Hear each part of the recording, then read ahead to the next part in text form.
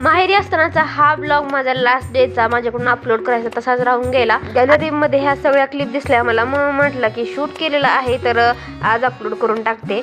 तर सकाळी सकाळी मस्त रामफळ घेऊन मी इकडे एक केक बनवायला घेतला होता। 1 वाटी रवा, 1 वाटी गव्हाचं पीठ, अर्धी वाटी दही, थोडीशी विलायची पावडर टाकून हे मिक्सरच्या भांड्यामध्ये मिक्स करून घेतलं। आता माझ्याजवळ ना मिक्सरचं भांडं छोटं होतं, मी 2दा काढलं। त्याच्यामध्ये 1 चमचा सोडा टाकला, तुमच्याजवळ जर इनो असेल तर इनो सुद्धा टाकू शकता। मस्त फिटून घ्यायचं आणि माझ्याजवळ व्हॅनिला एसेन्स सुद्धा होतं, म्हणून मी 2 ते 3 थेंब व्हॅनिला एसेन्स टाकून घेतलं। ते मी व्यवस्थित मिक्स करून घेतलं। आता हे सगळं व्यवस्थित मिक्स करून घेतल्यानंतर अर्धा चमचा गरम तेल टाकून घेतलं, थोडंसं कोमट, आणि ते व्यवस्थित मिक्स केलं।